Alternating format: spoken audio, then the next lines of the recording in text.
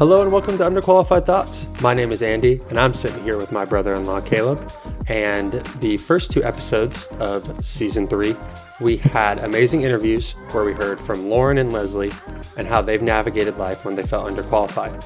And so our initial plan was to follow that up today, or shall we say last time, with a new kind of episode where we have a topic-based discussion. However, if you've listened to part 1, you would know that life happened, as the saying goes. So today we are picking back up the conversation where we left off, and we're going to have yet another throwback, early episode style Underqualified Thoughts conversation where we process what's going on in our lives. And as previously mentioned, I've got Caleb here, and we're going to jump into that conversation. Caleb, are you ready to jump back in where we left the people hanging on the cliff? Yeah, definitely. I didn't know if we wanted to tease that out a little further and talk about something a little bit more lightweight first, or what would you like to do? So I think that's a good idea. What I'll do is I'll give the people, who are here itching. They just finished last episode. They immediately came to this one. A little bit of meat before we go into what's happened to you over the past week, because life most certainly happened to you. So what we were teasing last week was about a conversation of a guy who reached out to Caitlin on LinkedIn. And so the high level view of it is that guy came with a personalized message. He owns his own company. He found Caitlin's LinkedIn profile, and he requested, not only did he request for her to interview, but he also provided the offer up front. And so we are in the midst of that process right now. Don't worry, I haven't spoiled everything. There's plenty of details we can go into. But before we do that, Caleb and I had a phone call this week where he ended the phone call by saying, hey, if my car breaks down on the side of the road, don't be surprised. So let's hear some more details about that. So I've had my car. It's a 2001 Camry I think I got it when I was 17. So I've had it a little bit under 9 years. And it's my first car. It has 250,000 miles on it. Oh, wow. Yeah, it's been a good car. It continues to be a good car. But on Monday, which everyone knows that sometimes Mondays are, filled with busyness, and something always happens on Monday. I get to work. Insert every cartoon that's like Mondays, am I right? Yep, yeah, it's that exact thing. So I get off the highway, no issues. I get onto the adjacent road that leads to my work, and my car starts revving between like 1,000 RPMs up to like 2,500, and back down, back up, back down, as I was switching through gears, but really quickly and kind of rapidly.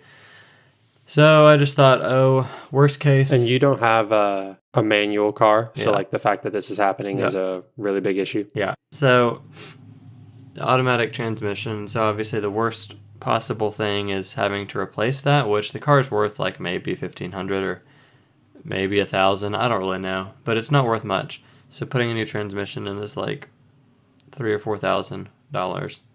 Other words, not worth it.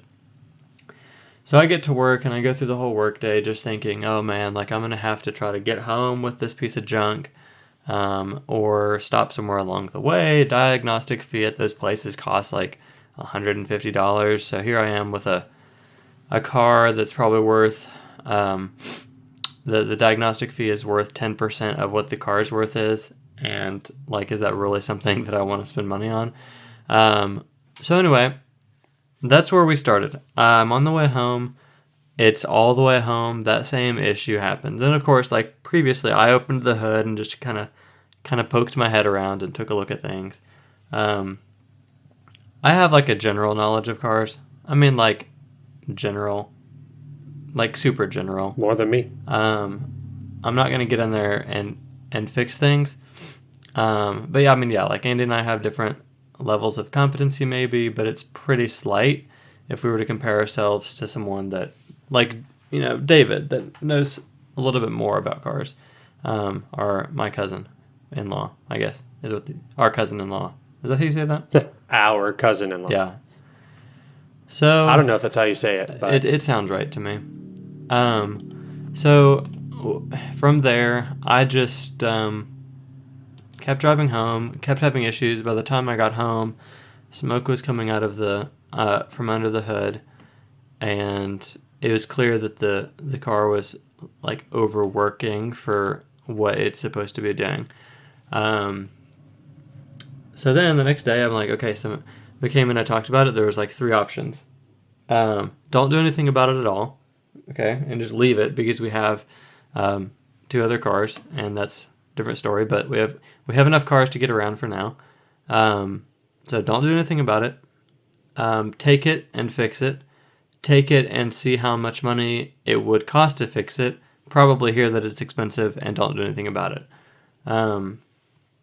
So the following day, or maybe I think, it was yesterday, I took it to the place across the road, and then they looked at it, and I'm telling you, within 1 minute of them looking under the hood, they popped a wire back.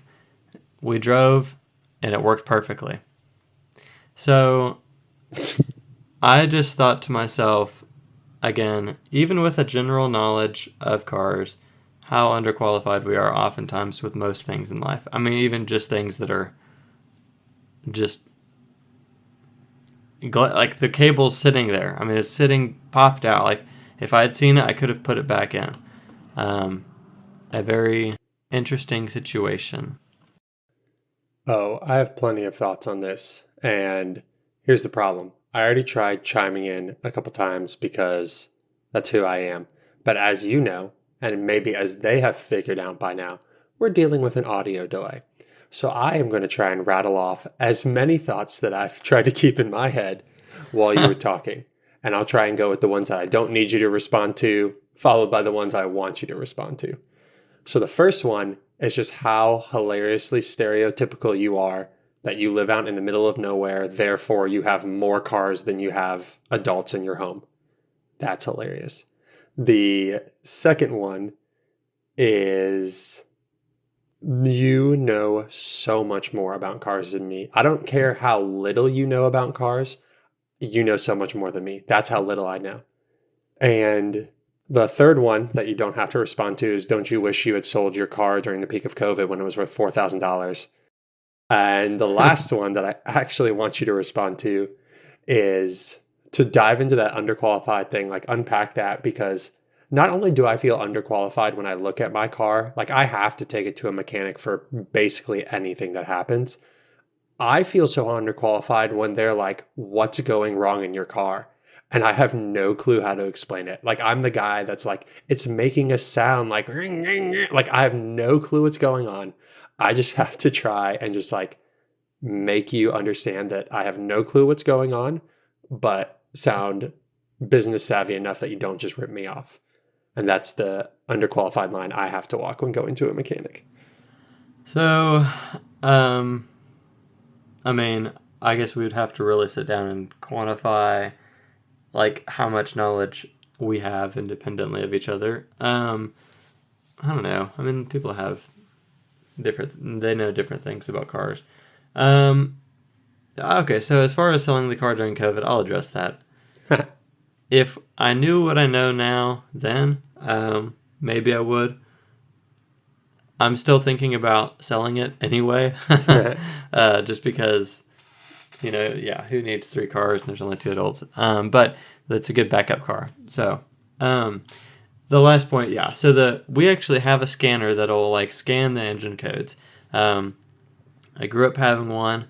We've always had kind of cars that we need to check engine codes and things, and they let you clear it, which sometimes can resolve certain issues and refresh the computer of the car, which in my books, Andy and I are different in that he wants to get a Tesla and I want to get like a 1965 Mustang.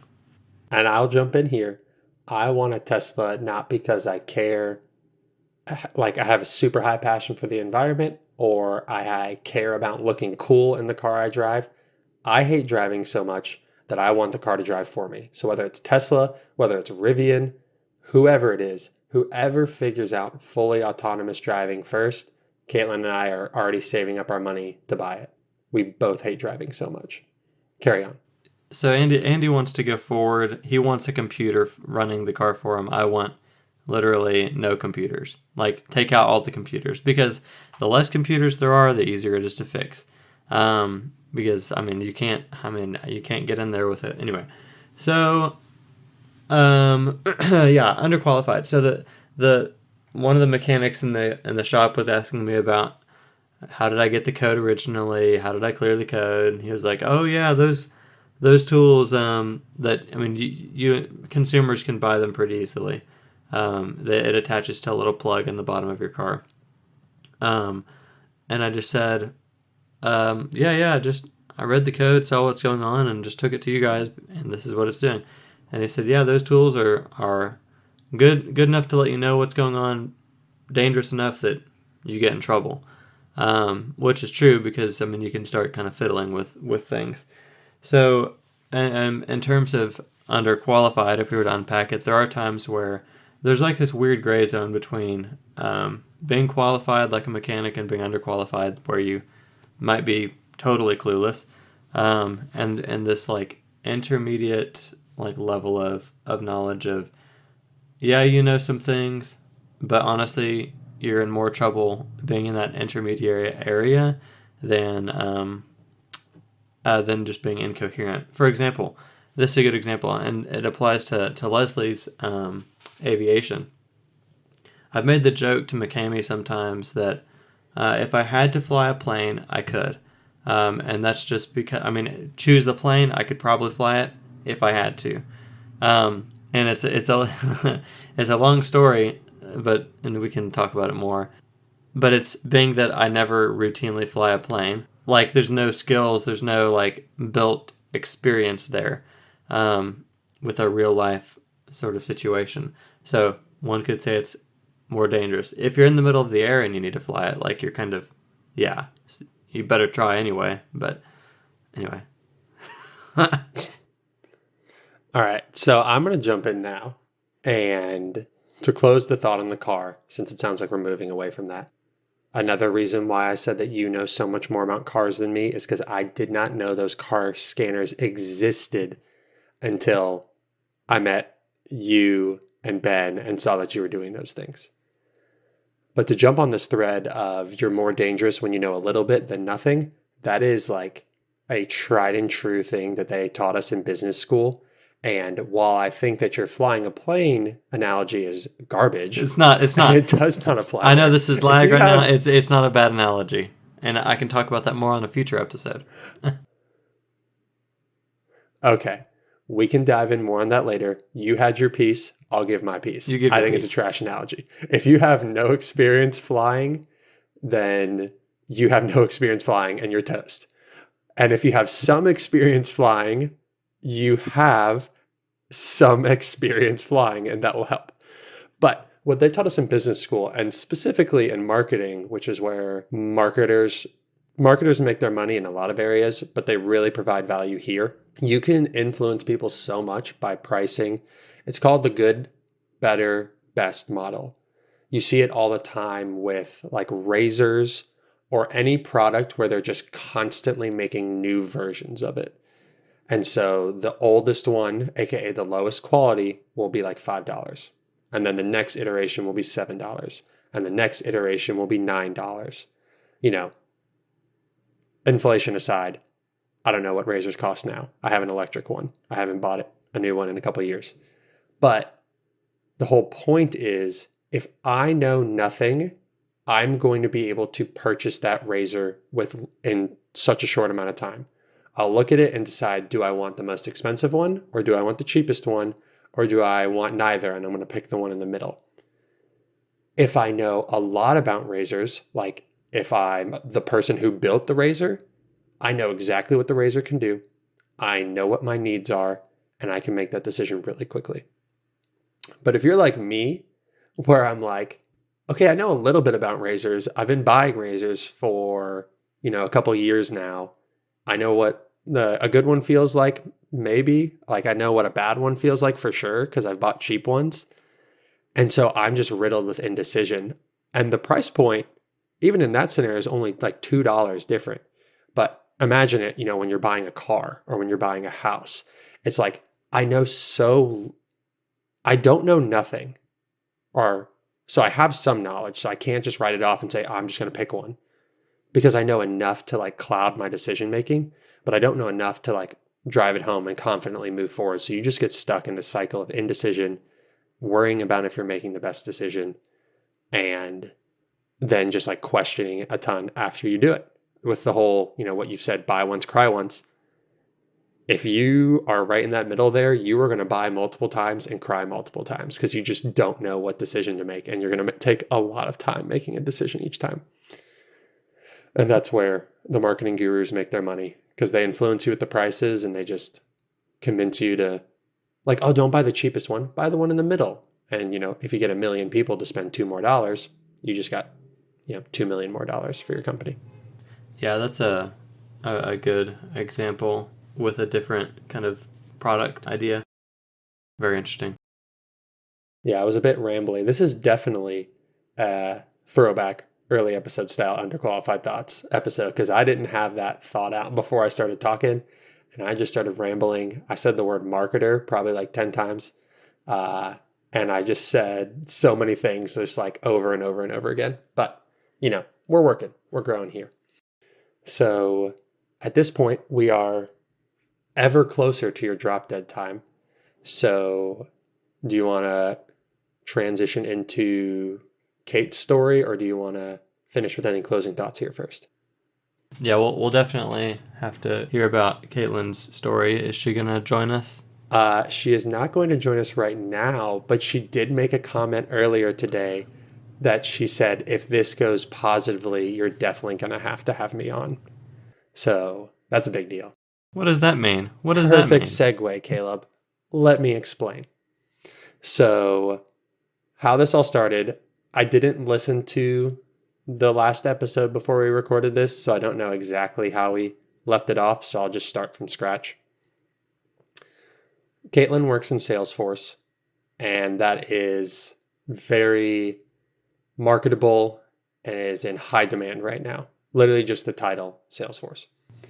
And so she all the time gets peppered on LinkedIn with like, hey, come work for our company. Hey, come do this. Like, come make this much money. Come work this hard for us. And they have always been robotic, copy and paste, not personalized messages. Shout out to your boy, Caleb. Cold calling isn't dead. Impersonal messages are dead.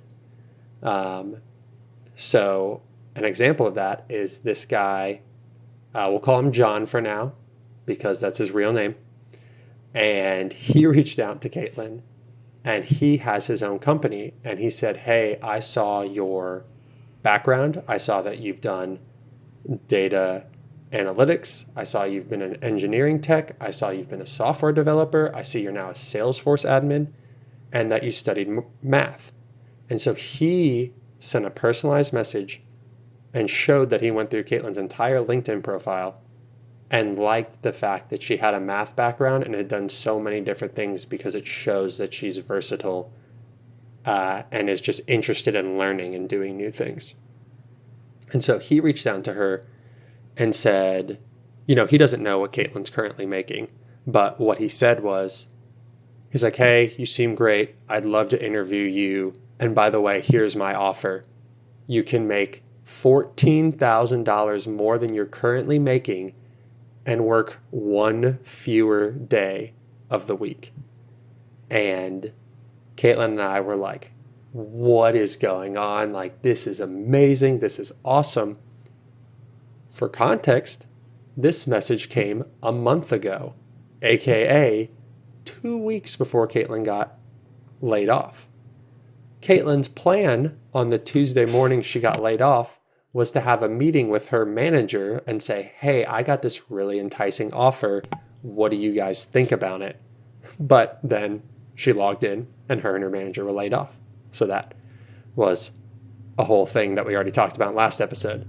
So with this audio delay, I'll take a break and I'll let you jump in to comment before I keep going and give more details of how this has progressed. So on this podcast, we don't particularly, I wouldn't say that we're a Christian podcast in that way. I think that we would call ourselves more like we're Christians that have a podcast. And Classic. I was waiting for it. We're not Christian podcasters. We're podcasters who happen to be Christian. Um, and obviously, that's not to diminish the fact that everything we do is based around faith in God. It's just to emphasize that we're not trying to come off as preachy or particularly built around, I don't know, there's some people that constantly, that's the only thing they do. Their podcast, their business, their family, community, everything is always this Christianese jargon type of thing.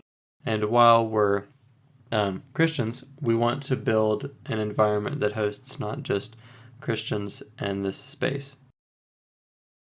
Yeah, I think what you're saying is that we're trying to have a broader audience, and those people who use more of the Christianese, as you would say, and I would say, that's a funny term, they have a very specific audience. They're trying to talk to Christians about kind of in the weeds, what it looks like to live out your faith every single day conversations. And that is their sole focus. And those people are needed. And we are trying to have broader conversations of just our life in general. And of course, adding that with that a perspective of our faith, which we have. Of course, those people can say, oh, you just want to have a broader audience so more people listen to you and you blow up bigger. And I would say the answer is yes. Like, of course, that's part of the reason, in the sense that like we have, like, everything we do has a small twinge of selfish motives because we're not perfect, but that's not like the sole reason why we're going for it. The sole reason why we're going for it is because how we're having these conversations is what feels most natural to us, rather than getting to a more preachy, soapboxy level. Although we do have soapbox moments from time to time. So I mean, yeah, and I would extend that thought by saying that, I mean, we're not really out for a huge audience. I mean, I'm not over here trying to make a huge audience. If so, we'd probably be preachy in other areas, or we would market ourselves as more of the entertainer type of podcast. But that being said, I mean, the conversations we're having on this podcast are how you'll find us on a day-to-day basis. We're not just going around slapping people with the Bible. It's just, I mean, this is who we are. And hopefully those that talk to us in person that know us recognize that if they listen to this. So where I was going with all of this is that having an opportunity with another job that's actually a good idea, like it's actually the job, the pay, the hours, maybe the approach this guy took a month or so before being laid off is, I mean, sure, the opportunity might not work out. We don't know yet. If we get Caitlin on here at some point, then it probably means positive things. But like, the point is that we can always have peace knowing that God is in control. And even if this does fall through, I know that I had several interviews along the path to my own job currently that, yes, I was turned down for those opportunities, but every time I had an interview, it pushed me forward, knowing that, okay, God, it is going to open a door at some point. So that's a really cool thing to kind of witness right now with the Sullivans. Well done reeling that tangent back in. We basically just tried to externally process what our vision for the podcast was in the middle of a podcast. To put a pin on that, when I said big audience, I just meant in the sense that, obviously the word niche or niche, however you want to say it, gets thrown around a ton. And so like, I mean a bigger audience in the sense that we're not just making this for people who are Christians and that's it. So there's identical the bigger to ourselves. Yeah. Yeah. So to pick the story back up, very much so what you're saying of like seeing God's hand in it, to the point that on the Tuesday that Caitlin got laid off, I was, as I already described, at moments I was like an emotional wreck and super stressed out. And at other moments I was very calm and peaceful because like I've mentioned before, like I understand that God has provided for me in the past for situations that look different. But if I realize that the situations have more commonalities than differences, namely, God knew they were coming and he has a plan for them, then it's going to allow me to trust that this situation looks completely different to me, but it doesn't look completely different to him. So that was the whole like back and forth when I said I felt at peace and then super stressed because, I'm only human after all. Shout out to one of our previous episodes. But the thing that I said on that Tuesday to Caitlin was, I don't care what happens in like a general sense. Like I would love for her to get this job. It sounds like a great opportunity. But whether that comes through or it doesn't, like the fact that this showed up 3 weeks before you got laid off and you were like super excited about it and the only tension you felt was leaving a job that you love for the job that you love to fall out from underneath you, clearly couldn't have been orchestrated any better by us. And so that just gives me yet another example of like whether it's God's plan to bring this to completion and get Caitlin a job, it shows that he cares, that he's paying attention, and that he is going to provide. Because if nothing else, it has provided us a tangible level of peace to see his hand working through this. Rather than getting laid off, being completely blindsided and not knowing where to start, like the whole, I know, we've been through it, the whole updating your resume, putting yourself out there, start cold applying for jobs, talking to all your friends to get advice on what to do. The fact that we can start this process by going through an interview process, which, by the way, Caitlin, the first step was to meet with John for a half hour. She did, they bonded as much as they could, two strangers talking about business for 30 minutes. Like, he seems like a great guy. And his company seems great. And he sent her a technical interview problem that Caitlin had 2 to 3 hours to solve. And by solve, just get as much work done as you can. They knew she wasn't going to be able to solve the problem in that time frame. They just wanted to see how her brain works, how she thinks, how she attacks a problem that's way bigger than you can handle and outside of her area of expertise. She completed that earlier this week. She sent it to John, and John just sent her this long, amazing interview about like all these things, like all positive of like, you did this so well. Like, we love seeing this and da-da-da-da-da. And so now this coming week, they're going to be scheduling an interview where they do some live coding. Basically, Caitlin's going to work while they watch her work, and they're going to pick apart a problem together. And then either in that interview or there'll be a next one where she meets another person from the company, and they just kind of get like, at that point, it would be like all the final details squared out. Because if she gets that far through the process and they still like her, they're probably going to want to bring her on. Yeah. No, yeah, that's fascinating. That's great. And yeah, it's just got to be super encouraging to see those things come to fruition, even if it is simply a soft exit into the world of job searching. Like if this doesn't work out, worst case, it's just hey, like people love Salesforce people, just hey, like keep putting yourself out there. Because you and I talked about it. It's not Salesforce and those type of, SaaS businesses are, they're always looking for those people now. It's a hard skill that's desperately needed, and pays well.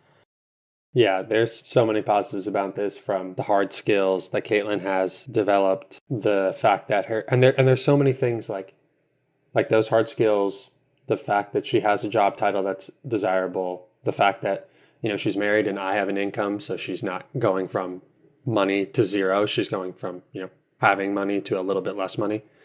And there's so many little things. Ooh, good voice crack there. There are so many little things that have just perfectly worked together from like years past, like her dad giving her advice on what major to choose, that are coming to fruition now. That is just incredibly helpful. But to tie a bow on this nicely, because that drop dead time is ever closer, because that's how time works.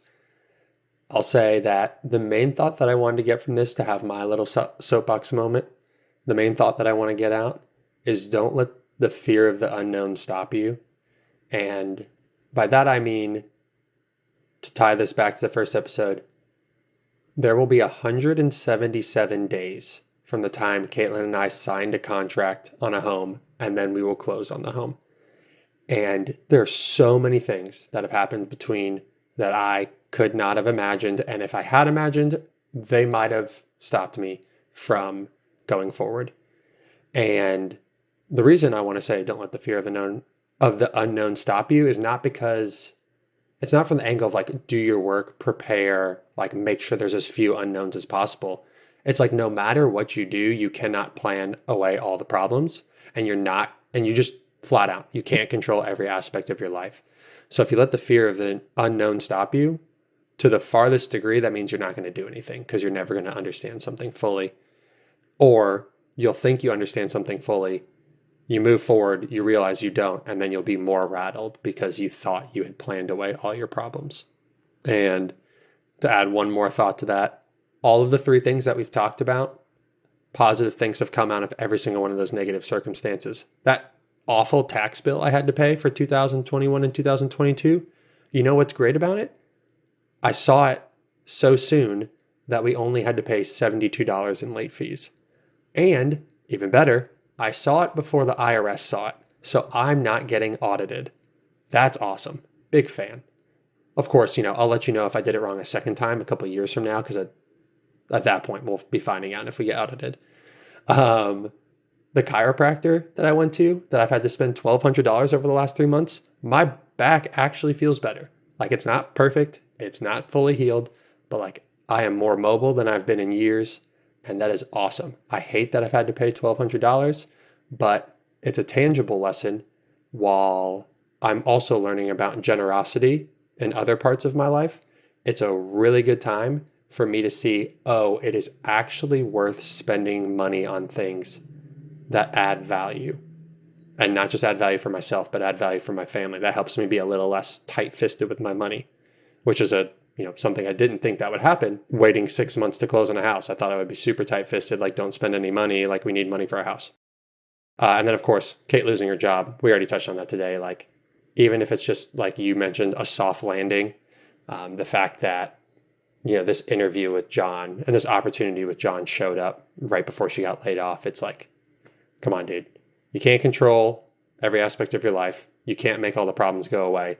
And when problems show up, there's going to be positive things and good, tangible good that comes out of it. I love it all. I love it all. Stunned you speechless. That was, I'll let you know, people. You already know there was an audio delay. I didn't know if you were going to keep going after that. So I got this, man. It's good. All right. So then since I stunned you speechless, since you don't have a soapbox to stand on, we will tease the next episode and then let you get out of here. We don't know what order it will come in. We don't know if we're going to have an interview next. But we do, as we mentioned at the top of this episode and last episode, want to pull off a new style of episodes where we do topic-based discussions. And so the segue I already mentioned. We want to talk about generosity. And the main theme that we're going to touch on during that generosity episode is to not overcomplicate what you believe you're being asked to do.